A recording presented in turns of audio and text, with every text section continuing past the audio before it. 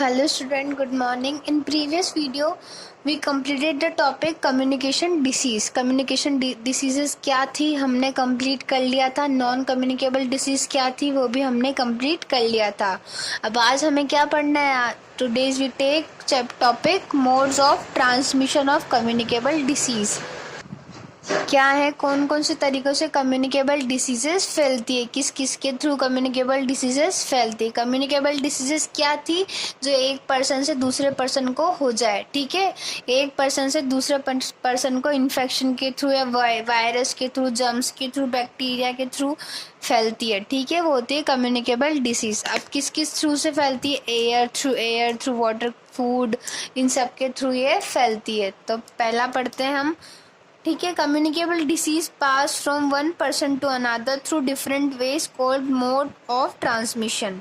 अब क्या है, कम्युनिकेबल डिसीज जो है एक पर्सन से दूसरे पर्सन को फैलती है. अब किस किस के थ्रू फैलती है, किस किस जरिए के थ्रू फैलती है, वो अलग अलग प्रकार के हैं. उन्हीं को हम पढ़ेंगे मोड ऑफ ट्रांसमिशन में. अब फर्स्ट क्या है? थ्रू एयर, हवा के थ्रू. ठीक है, अब हवा के थ्रू कैसे फैलेगी? कफिंग और sneezing by a person release germ into the air.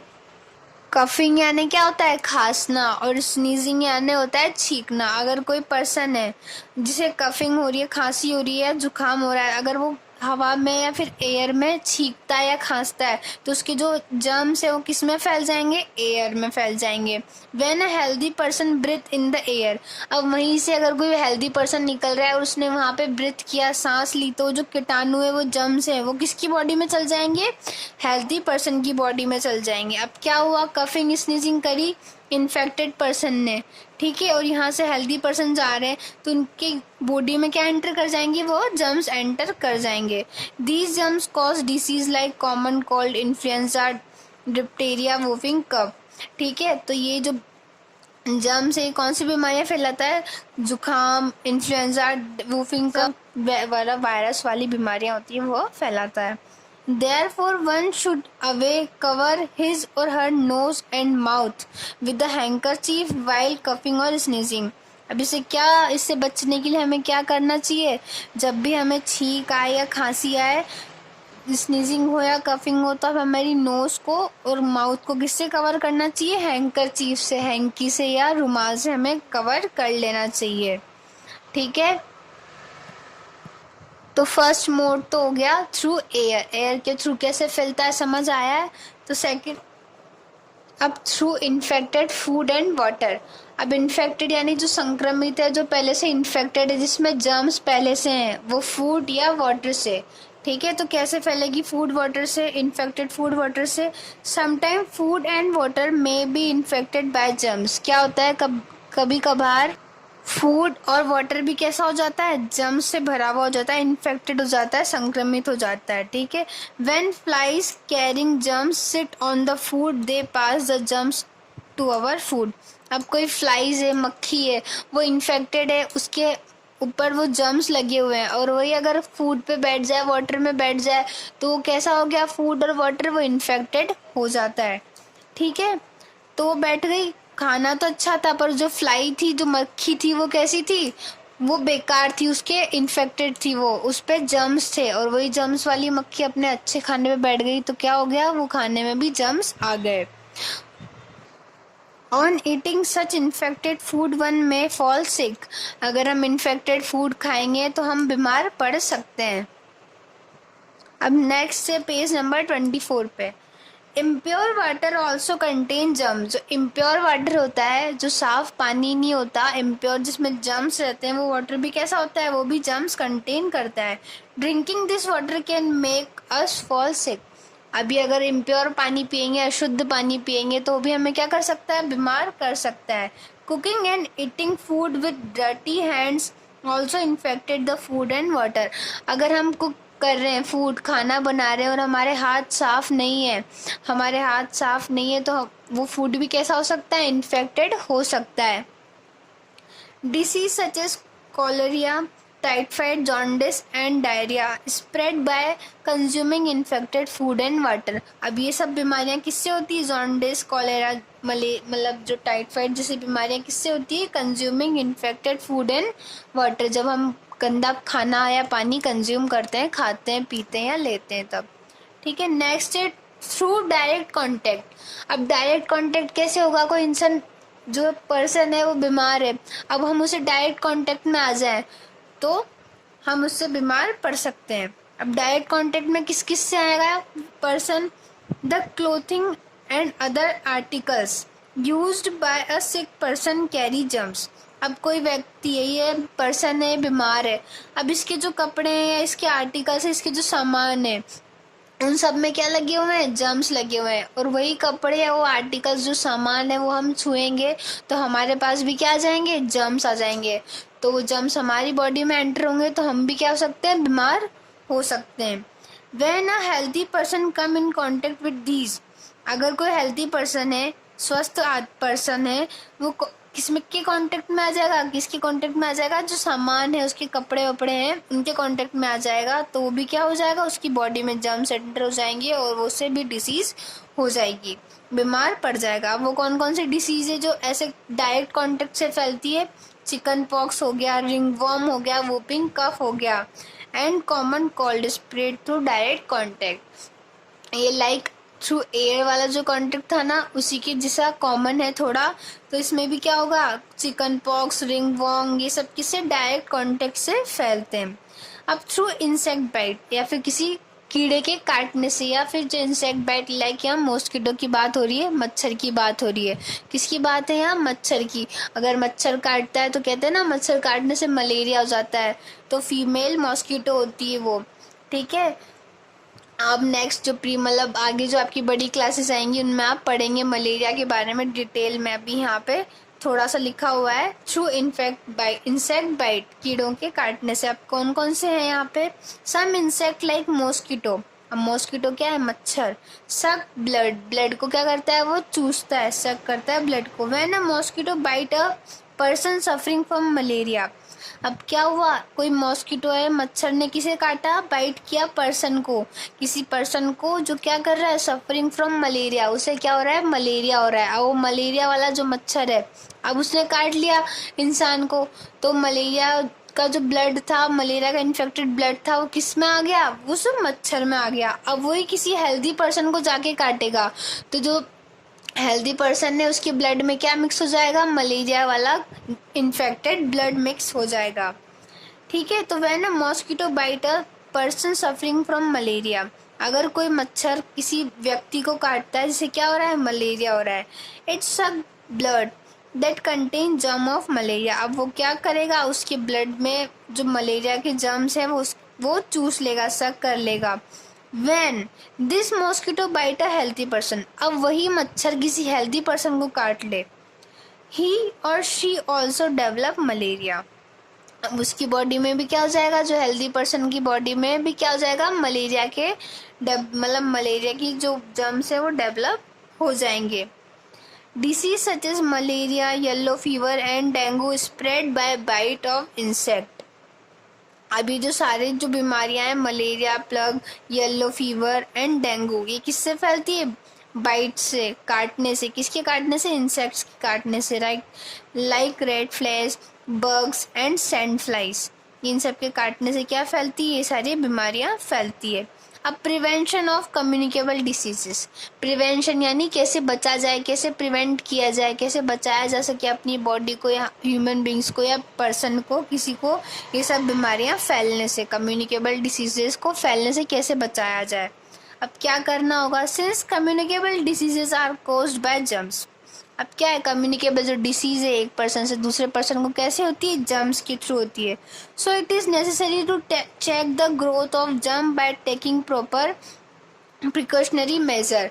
अभी क्या है? जो ग्रोथ है जर्म्स की, जो बढ़ने की क्षमता है, वो देखनी पड़ेगी, मेजर करनी पड़ेगी प्रिकॉशंस, यानी प्रिकॉशंस लेने से पहले। The house should be disinfected regularly, हमें हाउस को, घर को कैसे रखना होगा? डिसइंफेक्टेड मतलब कीटाणु रहित, कहते हैं ना, बिल्कुल हर मतलब टाइम साफ सफाई, डिसइंफेक्टेड, जैसे अभी चल रहा है सैनिटाइज करना, तो ऐसे रखना पड़ेगा। It should have good ventilation and open space, घर में क्या होना चाहिए? गुड वेंटिलेशन होना चाहिए और खुला हुआ एरिया होना चाहिए। Drinking water should be clean and pure. जो हम पानी पी रहे हैं वो कैसा होना चाहिए, साफ सुथरा होना चाहिए। Water should be boiled. अब वाटर कैसा होना चाहिए, उबला हुआ, बॉइल्ड यानी उबला हुआ पानी पीना चाहिए। यूज ऑफ वाटर प्यूरिफायर और filter also make the water portable. अब जो वाटर प्यूरिफायर्स होते हैं, आजकल वाटर प्यूरिफायर्स चलते हैं ना, फिल्टर्स चलते हैं, वो कैसा बनाते हैं, पानी को पीने योग्य बनाते हैं। ठीक है। The area around your home, जो हमने घर के आसपास का एरिया है वो कैसा होना चाहिए, should be neat and clean so that neither flies nor mosquito can breed there. अगर हमारे घर के पास नदी नाले ये सब है और वहाँ गंदगी बहुत ज़्यादा है तो वहाँ क्या पनपते हैं, वहाँ पे मॉस्किटोज और फ्लाइज पनपते हैं। अगर वहाँ साफ़ सुथरी जगह रहेगी तो वहाँ मॉस्किटोज और मक्खी फ्लाइज ये सब नहीं होंगे। तो हमें कैसा रखना चाहिए, हमारे घर के आसपास का एरिया साफ सुथरा रखना चाहिए। वाटर शुड नॉट बी सेगेंडेड इन पडल around the home. Drain should be keep covered. अब क्या है, जैसे बहुत से घरों में कूलर्स में पानी भरा हुआ रहता है तो वहाँ क्या हो जाते हैं, वहाँ पे मॉस्किटो पनप जाते हैं। तो कहीं भी आसपास पानी जमा नहीं होना चाहिए। जो ड्रेन्स है वो शुड भी कहने से होने चाहिए, कवर्ड होने चाहिए। नदी नाले ये सब कैसे होने चाहिए, कवर होने चाहिए। अब नेक्स्ट क्या है, children should be vaccinated properly against disease. अब चिल्ड्रंस को क्या करना चाहिए, वैक्सीनेशन लेना चाहिए पूरा प्रॉपर अगेंस्ट डिसीज का। अब वैक्सीनेशन क्या है, वैक्सीनेशन वो होता है जिससे कोई भी पर्टिकुलर डिसीज है, अब जैसे टीबी है या पोलियो है, अगर हम उसका पहले से वैक्सीन ले लेंगे, वैक्सीन से क्या होता है, हमारी इम्यूनिटी पावर जो होती है उस बीमारी से लड़ने की वह बढ़ जाती है। तो वो कीटाणु हमारी जर्म्स जो है हमारी बॉडी में इन्फेक्ट नहीं कर पाते। तो वैक्सीनेशन क्या हो गया, वैक्सीनेशन होता है is a dose of a special substance. एक डोज होती है स्पेशल सब्सटेंस की to prevent a particular disease. किसी भी निर्धारित या किसी भी पर्टिकुलर डिसीज से लड़ने के लिए हमें तैयार करती है। ठीक है। There are vaccines available for disease. अब कुछ डिसीज की, कुछ बीमारियों की वैक्सीन जो है अवेलेबल है। वो कौन कौन सी बीमारियां हैं, ट्यूबरक्लोसिस, टीबी हो गया, डिप्टेरिया हो गया, हेपेटाइटिस हो गया, पोलियो हो गया, एक्सेट्रा। इन सब की क्या है, मतलब वैक्सीन अवेलेबल है। वैक्सीन क्या होता है, vaccine a substance that put in the blood. जो हमारे ब्लड के अंदर एक सब्सटेंस पुट किया जाता है, डाला जाता है, उससे क्या होता है, प्रोटेक्ट करता है हमारी बॉडी को किसी भी डिसीज से लड़ने के लिए। ठीक है। अभी चैप्टर्स तो हो गया, अब इसकी एक्सरसाइज हम कंप्लीट करते हैं और नेक्स्ट वीडियो में हम इसके क्वेश्चन आंसर कंप्लीट करेंगे। अब पेज नंबर 27 ओपन कीजिए और exercise number first, choose the correct answer. अब first choose the correct answer में फर्स्ट क्वेश्चन क्या है, an instant source of energy is. अब इंस्टेंट सोर्स क्या है एनर्जी का, फटाफट से जो एनर्जी मिलती है वो कौन से फूड से मिलती है, वाटर से, शुगर से, फ्रूट से या ग्रीन वेजिटेबल से। सबसे ज़्यादा जो इंस्टेंट एनर्जी मिलती है वो किससे मिलती है, शुगर से। तो करेक्ट आंसर है sugar, answer option B. Obesity is cause due to excessive intake of. जो ओबेसिटी होती है वो किसके ज़्यादा इनटेक से होती है, अगर ओबेसिटी है किसी को तो किसके एक्सेसिव इनटेक से होगी, क्या खाने से सबसे ज़्यादा होगी, fat, carbohydrate, both A and B या वाटर। तो both A and B, fat और कार्बोहाइड्रेट अगर अपन ज़्यादा लेते हैं, ज़्यादा मात्रा में खाते हैं तो हमें क्या हो जाती है, ओबेसिटी हो जाती है। Third is beri is cause due to deficiency of. अब बेरी जो डिसीज़ है, हमने डिसीजेस पढ़ी थी, विटामिन की कमी से जो डिसीज़ होती है डेफिशिएंसी डिसीजेस पढ़ी थी। अब उसमें बेरी डिसीज़ किसकी डेफिशिएंसी से होती है, विटामिन बी।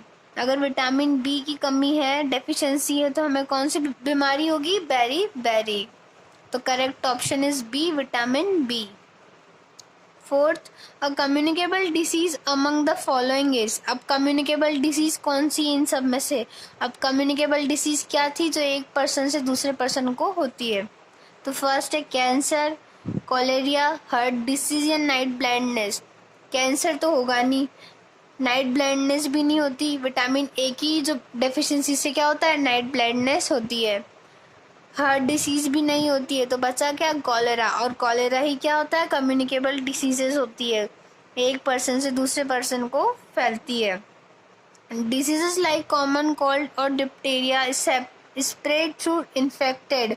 अब इन्फेक्टेड किससे फैलेगी, जो कॉलेरा और कॉमन कोल्ड जैसे डिसीजेज है वो किससे फैलती है, इन्फेक्टेड वाटर से, एयर से, फूड से या ब्लड से। ब्लड से तो फैलेगी नहीं, फूड और वाटर से फैलती है पर बहुत कम चांसेस में। सबसे ज़्यादा किससे फैलती है, डिप्टेरिया या कॉमन कोल्ड। अगर कोई स्नीजिंग करेगा, कफिंग करेगा तो किस में होती है, एयर में उसके जर्म्स ऐड हो जाते हैं। और कोई हेल्दी पर्सन उस एयर में ब्रीथ करेगा तो वो भी क्या हो जाएगा, इन्फेक्टेड हो जाएगा। तो किसके थ्रू फैलती है, एयर के through. Next, tick the correct word and cross the wrong word 1। अब सेकंड में क्या करना है, टिक करना है, करेक्ट द, जो करेक्ट वर्ड है उस पर टिक करना है और जो रॉन्ग वर्ड है, गलत है, उस पर क्रॉस का टिक करना है। कार्बोहाइड्रेट हार बॉडी बिल्डिंग या एनर्जी गिविंग न्यूट्रिएंट्स। जो कार्बोहाइड्रेट्स होते हैं वो बॉडी बिल्डिंग फूड्स होते हैं या एनर्जी गिविंग फूड होते हैं, तो वो होते हैं energy giving food. Body building तो क्या है, प्रोटीन्स, ठीक है। तो carbohydrate are energy giving nutrients. Protein slash fats repair the damage cell of tissue. Damage cell और टिश्यूज को कौन रिपेयर करता है, प्रोटीन करता है या फैट करता है, तो इन डैमेज टिश्यूज को रिपेयर करता है प्रोटीन, ठीक है। फैट तो क्या है, स्टोरेज फूड है। Next is deficiency of vitamin A iron, या तो vitamin A slash iron cause anaemia. अब एनीमिया कौन किसकी डेफिशिएंसी से होता है, विटामिन ए की डेफिशिएंसी से। तो कौन सी बीमारी होती है, नाइट ब्लाइंडनेस। तो आयरन की कमी से क्या होता है, एनीमिया। तो करेक्ट इज आयरन, ठीक है, और wrong is vitamin A. Next क्या है, typhoid is an air boron slash water boron disease. अब टाइफाइड क्या है, वाटर बोरोन, वाटर से फैलती है या एयर के थ्रू फैलती है, तो यह है वाटर बोरोन डिसीज। कोई इन्फेक्टेड वाटर है तो उससे ये डिसीज फैलेगी। तो right answer is, correct answer is water and wrong is air. Fifth क्या है, vaccination is available for disease. Vaccination कौन से डिसीज के लिए अवेलेबल है, पोलियो या कॉमन फीवर, तो polio is correct answer. Polio के लिए क्या है, वैक्सीनेशन है। कॉमन फीवर के लिए वैक्सीनेशन नहीं होता, इसके लिए टैबलेट्स होती है। वैक्सीनेशन किसके लिए है, पोलियो के लिए। Third exercise is filling the blanks. क्या करना है, फिलिंग द ब्लैंक्स करने। फर्स्ट है a dash person is in the state of complete physical and mental well being. अब कौन सा पर्सन होगा जो फिजिकली और मेंटली स्वस्थ, मतलब स्वस्थ होगा, वेल बीइंग होगा, सब कुछ सही होगा। तो कौन सा पर्सन है, अगर कोई हेल्थी पर्सन है तो वो कैसा होगा, फिजिकली और मेंटली फिट होगा। तो डैश में क्या आएगा, हेल्दी पर्सन, है हेल्दी लिखेंगे HEALTHY, healthy. Healthy person, a healthy person is in a state of complete physical and mentally well-being. Next, food with all dash in proper proportion is called balanced diet. अब balanced diet क्या था, अगर कोई भी खाना हम खाते हैं और उसमें सारे न्यूट्रिशंस हमें मिलते हैं प्रॉपर प्रपोर्शन में, तो प्रॉपर क्वांटिटी में हम सारे न्यूट्रिशंस लेते हैं, तो क्या होती है, बैलेंस डाइट। तो food with all nutrients, nutrients की spelling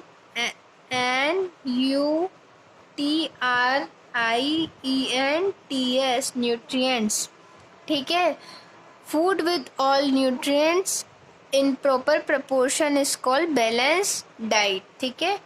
next is too much dash in our diet में कॉजिंग ओबेसिटी। अब ओबेसिटी क्या है, यहाँ पे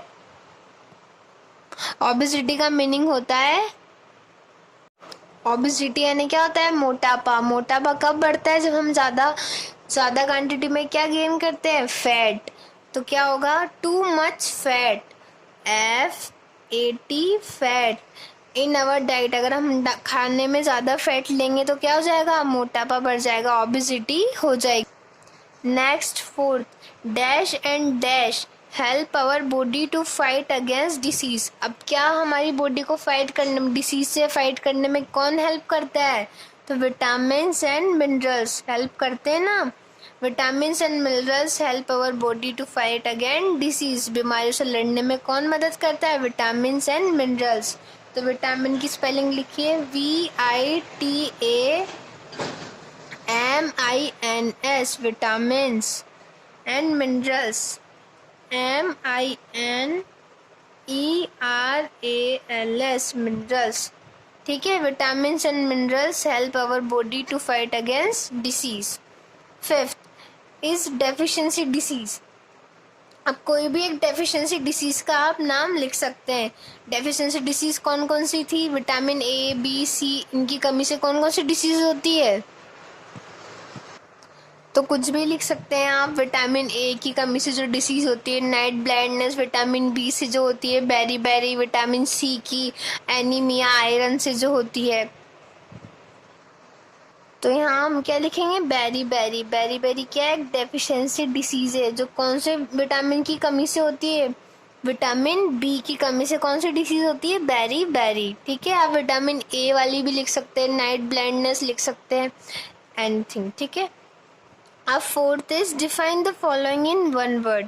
ये डिफाइन दी गई है, पूरी एक्सप्लेन करा गया है, उसे एक वर्ड में जो कहते हैं वो हमें लिखना है। Define in one word. The position in which we set our body. हमें कौन सी पोजीशन में हमारी बॉडी को सेट करना चाहिए? वह पोजीशन जिसमें हमारी बॉडी को सेट करना चाहिए, वो क्या चीज़ है? पोस्चर। हमने पढ़ा था ना कैसे बैठना चाहिए, कैसे उठना चाहिए, कैसे खड़े रहना चाहिए। स्ट्रेट खड़े रहना चाहिए, बैक को नहीं झुकाना चाहिए, जब भी हम बैठे बैक स्ट्रेट होनी चाहिए। तो ये सारे क्या होते हैं? पोस्चर्स होते हैं। तो आप मेरे साथ स्पेलिंग्स लिखिए। पोस्चर। ठीक है, तो आंसर इज POSTURE, पोस्चर। ठीक है, कैसे खड़े होना चाहिए, कैसे बैठना चाहिए, हमने चैप्टर में पढ़ा था। Next is second, disease cause by deficiency of nutrients. अब न्यूट्रिएंट्स की डेफिशिएंसी से कौन सी डिसीज होती है? अब जब हम हमारी डाइट में प्रॉपर न्यूट्रिशंस नहीं लेंगे, जैसे मिल्क हो गया, एग हो गया, फिश हो गई, ये सब नहीं लेंगे तो हमें कौन सी डिसीज़ हो जाएगी? कौन सी डेफिशिएंसी डिसीज़ हो जाएगी? Non communicable diseases. तो नॉन कम्युनिकेबल डिसीजेस हो जाएगी कब होगी? जब हमारी डाइट में प्रॉपर न्यूट्रिशन हमें नहीं मिलेगा। तो spelling is non, NON, non, COMMUNICABLE, non communicable. ठीक है, नॉन कम्युनिकेबल डिसीजेस हो जाएगी जब हमारी डाइट में प्रॉपर हमें न्यूट्रिशंस नहीं मिलेंगे। Third is a substance that is put into the blood to protect the body from a disease. अब वो क्या चीज़ है जो हमारे ब्लड में डाली जाती है हमें डिसीजेस से प्रोटेक्ट करने के लिए, डिसीजेस से बचने के लिए, बीमारियों से बचने के लिए? तो क्या है वो? वैक्सीनेशन। अगर हम वैक्सीनेशन करेंगे तो हमारे ब्लड में वैक्सीन जाएगी और वो हमारे बॉडी को किससे बचाएगी? डिसीजेस होने से बचाएगी, डिसीज से प्रोटेक्ट करेगी, बीमारियों से प्रोटेक्ट करेगी। तो क्या चीज़ है? Vaccine. VACCINE, vaccine. VACCINE, vaccine. Fourth is the fibre content present in the food which make digestion easy. कौन से फाइबर जो है हमारे फूड में प्रेजेंट होते हैं? वो फाइबर कंटेंट जो हमारे फूड में प्रेजेंट होते हैं वो क्या हेल्प करते हैं? हमारे डाइजेशन में, पाचन क्रिया में हेल्प करते हैं। पाचन क्रिया को कैसे करते हैं? इजी करते हैं। तो क्या होते हैं हमारे फूड में? रफेज होते हैं ना, छिलका पील ऑफ जो हम कर देते हैं, किसी भी एप्पल में प्रेजेंट होता है, इन सब में क्या होता है? रफेज। तो रफेज क्या करता है? डाइजेशन हमारा इजी कर देता है और फूड में ही प्रेजेंट होता है। तो स्पेलिंग देखिए रफेज की, ROUGHAGE,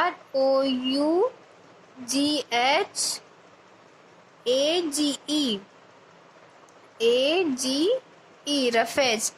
ROUGHAGE, रफेज। किस में प्रेजेंट होता है? ये फूड में ही प्रेजेंट होता है। और ये किस में हेल्प करता है? डाइजेशन में हेल्प करता है।